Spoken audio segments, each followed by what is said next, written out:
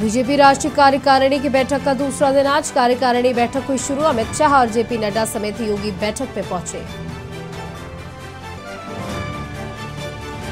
PM Modi की मुंबई यात्रा से पहले घमासान, उद्धव के घर के बाहर लगे शिंदे फडणवीस के कटआउट।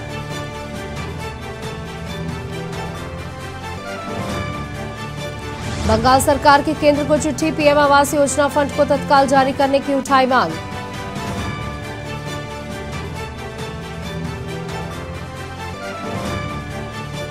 सपा अध्यक्ष अखिलेश यादव का 2 दिवसीय तेलंगाना दौरा, केसीआर की रैली में होंगे शामिल।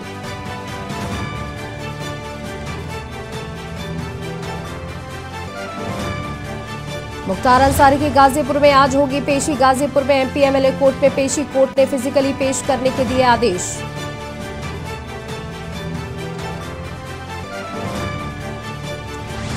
दिल्ली एनसीआर में येलो अलर्ट, आज भी 2 डिग्री सेल्सियस तापमान, रेवाड़ी में 0 पर पारा। आप देख रहे हैं के न्यूज, खबरों का सारथी। नमस्कार, आप देख रहे हैं नेशनल बुलेटिन, जहां मैं हूं आपके साथ सौम्या मिश्रा। सबसे पहले बात करते हैं चंडीगढ़ की, जहां नगर निगम के मेयर चुनाव आज है। चुनाव के लिए किए गए पुख्ता इंतजाम। 50 मीटर के दायरे में लगाई धारा 144, डीएम ने दिए धारा 144 लगाने के आदेश। ज्यादा व्यक्तियों के इकट्ठा होने पर रोक, नगर निगम के मेयर चुनाव आज। चुनाव के लिए किए गए पुख्ता इंतजाम, 50 मीटर के दायरे में लगाई गई धारा 144।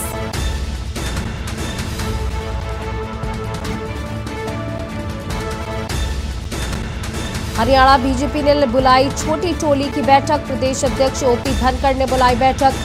आज हरियाणा भवन में होगी बैठक। मुख्यमंत्री मनोहर लाल बैठक में होंगे शामिल, बीजेपी प्रभारी विप्लव में होंगे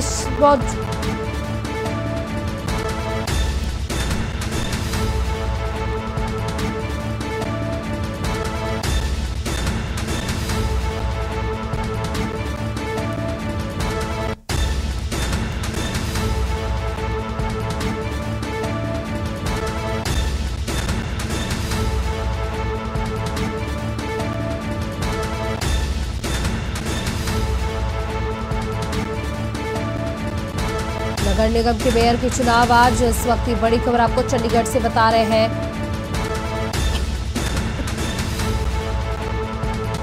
चुनाव के लिए किए गए कड़े इंतजाम, 50 मीटर के दायरे में लगाई धारा 144, डीएम ने दिए धारा 144 लगाने के आदेश।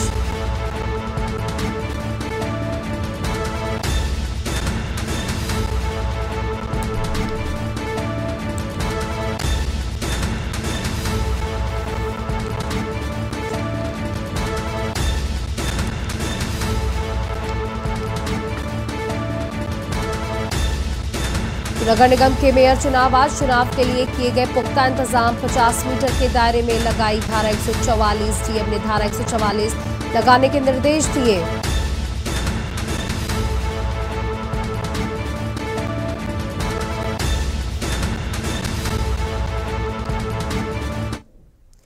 अगली बड़ी खबर आपको हरियाणा से बता दें, जहां बीजेपी ने बुलाई छोटी टोली की बैठक, प्रदेश अध्यक्ष ओपी धनखड़ ने बुलाई बैठक।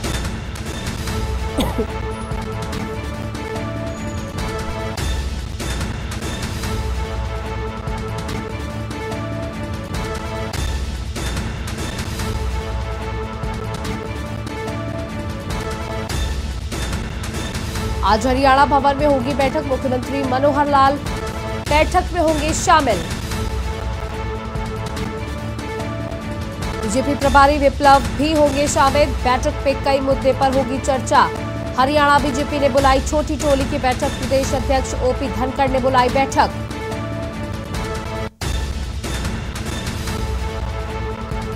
प्रदेश अध्यक्ष ओपी धनखड़ ने बुलाई बैठक। हरियाणा बीजेपी ने बुलाई छोटी टोली की बैठक। प्रदेश अध्यक्ष ओपी धनखड़ ने बुलाई बैठक।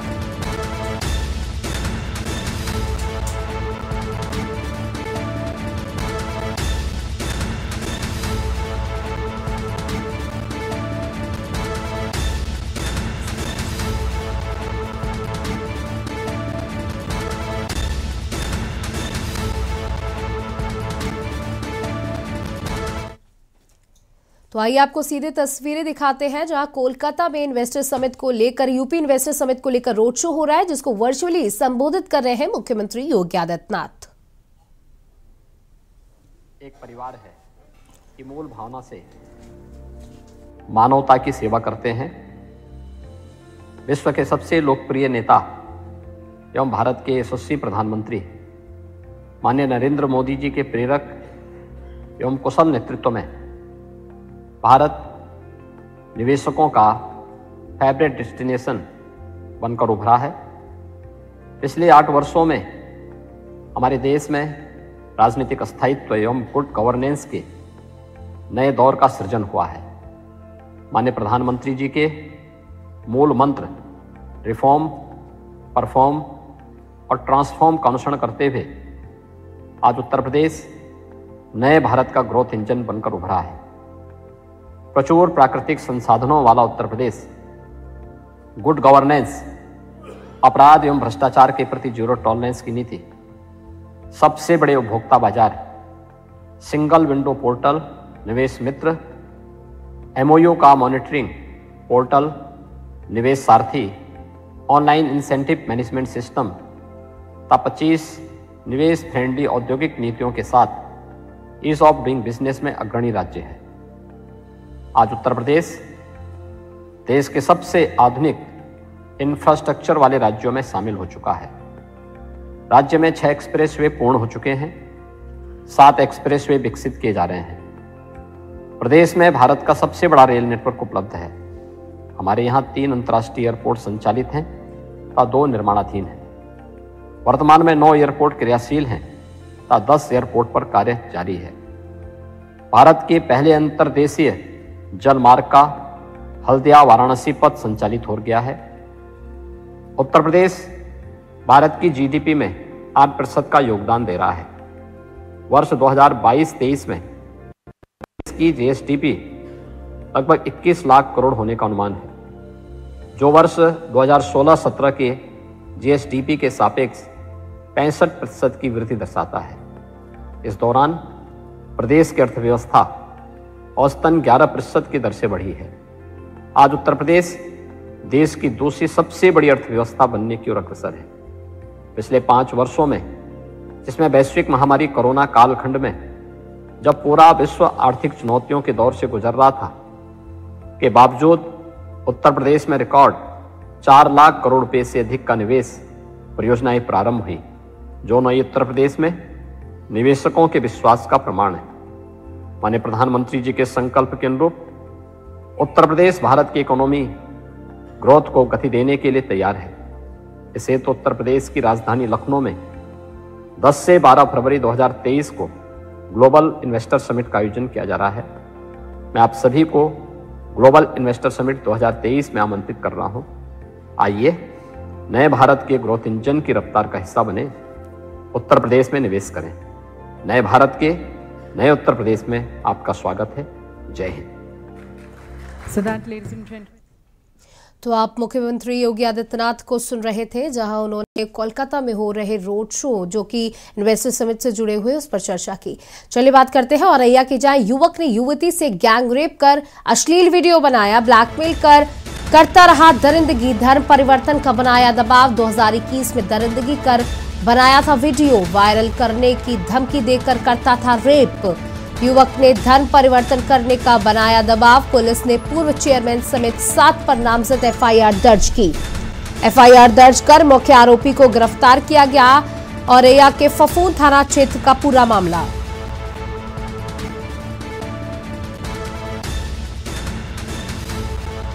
तो ये बड़ी खबर हम आपको औरैया से दे रहे हैं, जहां एक युवक ने धर्म परिवर्तन करने का दबाव बनाया, साथ ही युवती के साथ रेप की घटना को अंजाम देता रहा। 2021 में उसका अश्लील वीडियो बनाया और उसको धमकाता रहा।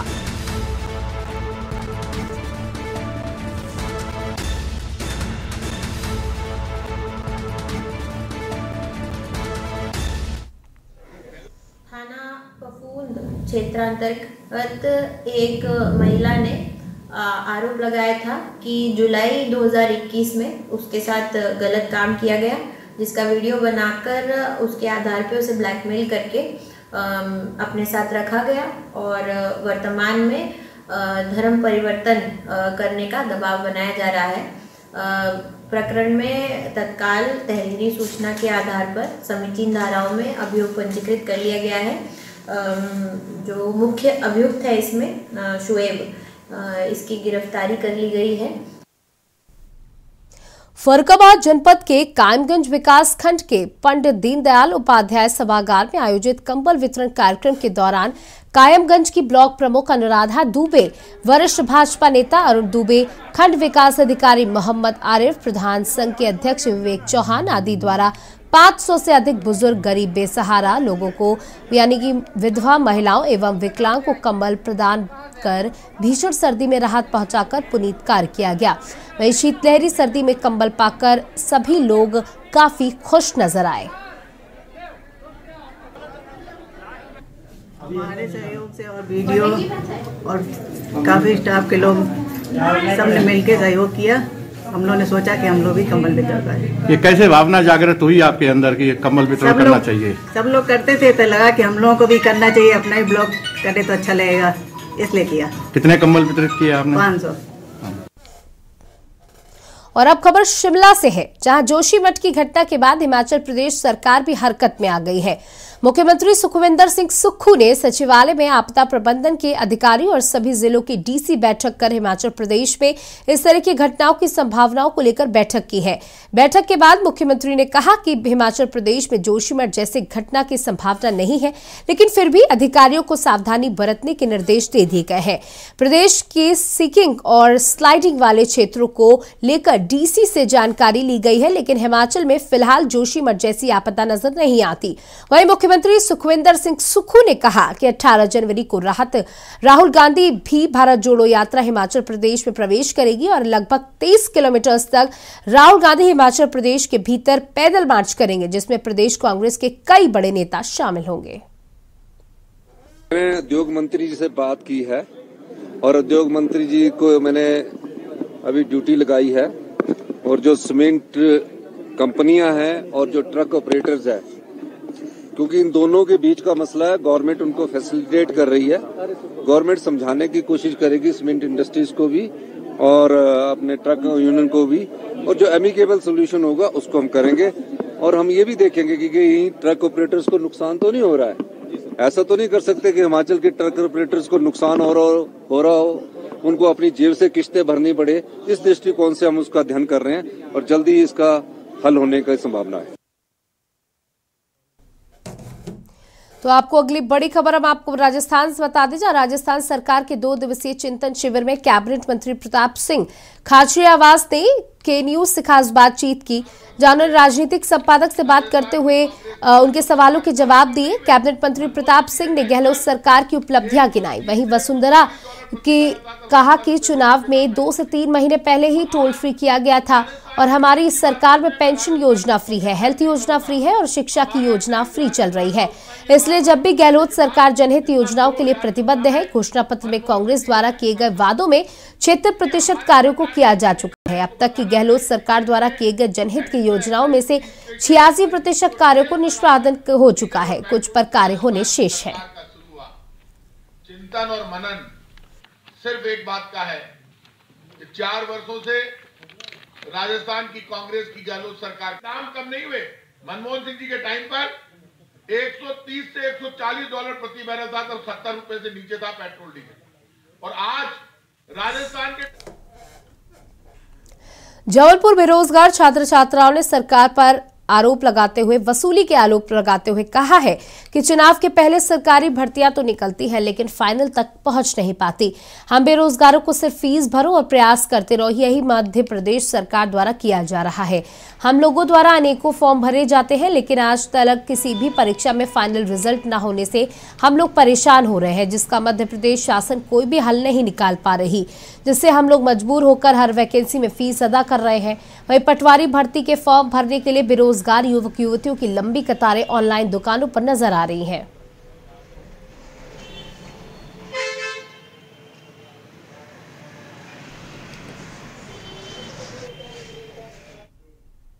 हाथरस से बड़ी खबर आपको बता दें, हाथरस से इस वक्त की बड़ी खबर जहां प्रोविजन स्टोर की दुकान में लगी आग।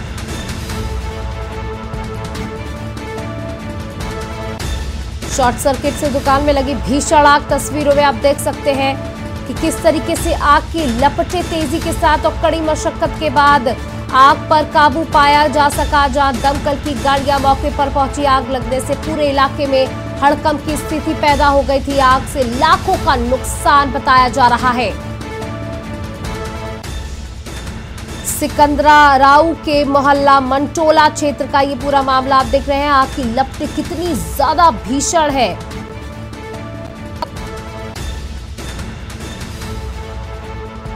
शॉर्ट सर्किट से दुकान में लगी भीषण आग। प्रोविजन स्टोर की दुकान में लगी भीषण आग और लाखों का माल जलकर खाक। आग लगने के बाद पूरे इलाके में मचा हड़कंप। आपको बता दें, आग की लपटें इतनी ज्यादा तेज थी कि कई घंटों तक आग पर काबू नहीं पाया जा सका। ये तस्वीरें हम आपको दिखा रहे हैं जहां कड़ी मशक्कत के बाद आग पर काबू पाया गया। कई घंटों की कड़ी मशक्कत के बाद आग पर काबू पाया जा सका। बस ठीक है। आग लगने से इलाके में हड़कंप की स्थिति। दमकल की कई गाड़ियां मौके पर मौजूद रही। स्थानीय लोगों ने भी काफी मदद की इस आग को बुझाने में, जहां लाखों का माल जलकर खाक हो गया।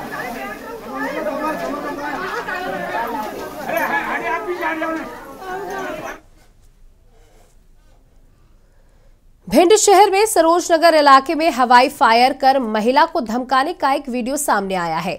यहां दो पक्षों में विवाद हो रहा था, तभी एक महिला ने युवकों को डांट दिया। इसी बात से नाराज होकर बदमाशों ने महिला के घर पर आकर धमकी देते हुए हवाई फायर किए। स्थानीय लोगों ने ये वीडियो बनाते हुए सोशल मीडिया पर वायरल कर दिया। पुलिस ने 3 लोगों के खिलाफ मुकदमा दर्ज कर उनकी तलाश शुरू कर दी। दरअसल ये घटना रविवार शाम की बताई जा रही है। सरोजनगर इलाके में रहने वाली क्षमा शर्मा रविवार की दोपहर अपने घर के बाहर बैठी हुई थी, तभी कुछ युवक आकर घर के बाहर लड़ाई झगड़ा और गाली गलौज करने लगे, जिससे उस समय घर पर बाहर बैठी महिला क्षमा ने युवकों को अपने दरवाजे से भगा दिया। ये बात उन युवकों को नागवार गुजरी और युवक उसी समय वहां से चले गए और आकर फायर की। लड़कों को कौन है, यहाँ लड़ाई हो रही थी। अचानक से आकर कट्टा चलाए 2 और 3 वहाँ पे चलाए और गेटन में ला दी, पूरे गेट तोड़ के रख गए। पुलिस आई थी? हाँ आई थी। समेत शिखर को पर्यटक क्षेत्र बनाए जाने के निर्णय को गजट में पास करवाने की मांग करते हुए सोमवार को भिंड में जैन मुनि प्रतीक सागर महाराज ने के नेतृत्व में भिंड शहर को बंद रखते हुए विशाल रैली का आयोजन किया गया और इस रैली के बाद इस सभा का आयोजन किया गया। इस सभा में जैन मुनि प्रतीक सागर महाराज ने सभी राजनीतिक दलों को चोर बताया। दरअसल समेत शिखर को तीर्थ स्थल घोषित करवाने के लिए भिंड में जैन मुनि प्रतीक सागर महाराज लगातार प्रदर्शन कर रहे हैं। इसी क्रम में सोमवार को जैन मुनि प्रतीक सागर महाराज के आह्वान पर भिंड शहर को पूरी तरह बंद रखा गया। शहर के व्यापारियों ने अपनी दुकानें बंद रखी हैं और जैन मुनि प्रतीक सागर महाराज के नेतृत्व में विशाल रैली का आयोजन किया गया। ये रैली लाहर चौराहे से शुरू होकर परेड चौराहे तक निकाली गई। इसके बाद खंडा रोड पर आकर खत्म हुई। अब ये तो जो है आगे आने वाला समय बताएगा कि वह किस मुद्दे को उठाते हैं, क्योंकि अभी मुद्दे उनके पास में बचे नहीं हैं और नए मुद्दे पैदा करके ही वह चुनाव को लड़ा जा सकता है। क्योंकि समेत शिखर भी जो है विश्वविख्यात क्षेत्र है और उसका भी मुद्दा बना करके जो है जो आदिवासियों को भड़काया गया है, तो वह इसीलिए भड़काया गया है कि वह जो है आदिवासियों का जो वोट बैंक है वह वोट बैंक को भुनाया जा सके और उनके पक्ष में कुछ बयान दे करके जो है उन्हें प्रलोभन दे करके जो है अपनी तरफ कर लिया जाए, जिससे जो है हम सरकार बना सके। कौन लोग हैं जो ऐसा करना चाह रहे हैं? देखो, स्पष्ट किसी का नाम तो नहीं लिया जा सकता है, लेकिन जो है सब चोर। कोई छोटा चोर है, कोई बड़ा चोर है। तो वो चोर कौन है? सभी है। कोई सी भी पार्टी को उठा करके देख लिया जाए। मैं रास्ते से गुजर रहा था, वहाँ पर जो है बहुत सारे चुनाव के पोस्टर लगे हुए थे। एक पर लिखा हुआ था बीजेपी को वोट दो, एक पर लिखा हुआ था सपा को वोट दो, एक पर लिखा हुआ था बसपा पर वोट दो, लेकिन बीच में एक और पोस्टर चिपका हुआ था फिल्म का, जिसके ऊपर लिखा हुआ था हम सब चोर हैं। खबर पंखाजुर से है, जहां प्रतिवर्ष की भांति इस वर्ष भी श्री श्री नर नारायण सेवा आश्रम में स्वामी सदानंद ठाकुर की वार्षिक महोत्सव एवं महामेला प्रारंभ हो गया। और इसी बीच अंतागढ़ नगर पंचायत अध्यक्ष राधे लाल नाग भी उपस्थित रहे और उन्होंने भी सभी भक्त बंधुओं के साथ मिलकर भगवान की पूजा अर्चना की। समस्त क्षेत्रवासियों के लिए उन्होंने सुख समृद्धि व अच्छे स्वास्थ्य के लिए कामना की और उन्होंने सभी भक्त बंधुओं के साथ मिलकर भगवान के प्रसाद ग्रहण किया। और पंखाजुर मेला, यह मेला विभिन्न जगह विभिन्न राज्यों में लोग आते हैं। पंखाजुर मेला कांकेर जिले के सबसे बड़े मेले के तौर से भी जाना जाता है। सभी जगह से व्यापारी लोग आते हैं, लाखों करोड़ों का व्यापार करते हैं। आज हम यहाँ पर नरनारायण सेवा आश्रम में आए, भगवान का दर्शन किए, साधु संन्यासियों से आशीर्वाद लिए और समस्त क्षेत्रवासियों के सुख समृद्धि की कामना करते हुए भगवान का दर्शन किया, पूजा की। मेला तो कोरोना काल के पश्चात 3 साल बाद एक मेला लगा है और पूरे क्षेत्र में, पूरा बस्तर संभाग में सबसे बड़ा दूसरा मेला है। दशहरा मेला के बाद हमारे इस नरनारायण सेवाश्रम का मेला लगता है। इस मेला से कम 10 डिस्ट्रिक्ट से लोग आते हैं। कबीरधाम में करवारधर भाजपा जिलाध्यक्ष अनिल ठाकुर व भाजपा के सदस्यों ने 7 पार्षदों के गुम होने की शिकायत सहसपुर लोहारा थाना में की है। नगर पंचायत अध्यक्ष एवं उपाध्यक्ष पद का चुनाव होना है। इसके पहले नगर पंचायत अध्यक्ष उषा श्रीवास्तव और उपाध्यक्ष आशा श्रीवास्तव के खिलाफ अविश्वास प्रस्ताव पारित हो चुका है। सहसपुर नगर पंचायत अध्यक्ष व उपाध्यक्ष पद के लिए सभी 15 पार्षद वोटिंग करेंगे। भाजपा पार्षद श्रीमती बेला किशन सोनी, आशा पटवा, श्रीमती सरोजनी बंजारे, श्रीमती चित्ररेखा साहू, उमेश राज, जगदीश पटेल, मनीष राज, नागराज, इन पार्षदों का मोबाइल नंबर अब बंद आ रहा है। भाजपा के जिलाध्यक्ष से कल तक संपर्क में थे, लेकिन आज घर गए तो संपर्क नहीं हो पाया। प्रदेश में कांग्रेस की सरकार है। कल तक के हमारे सभी 7 पार्षदों से यही भारतीय जनता पार्टी कार्यालय में उनके साथ बैठक और मीटिंग किया गया था और आज भी उन लोग उपस्थित हुए रहते हैं। लेकिन हमें ये सरकार के द्वारा, कांग्रेस की सरकार के द्वारा, और मंत्री भी यहाँ हैं, विधायक भी हैं, हमें आशंका है कि उनके आदमियों के द्वारा हमारे सादे पार्षदों को भय या प्रलोभन दे करके उनको अंडरग्राउंड कर दिया, ऐसा आशंका है हमको। और फिलहाल नेशनल बुलेटिन में इतना ही। देखते रहिए के न्यूज इंडिया।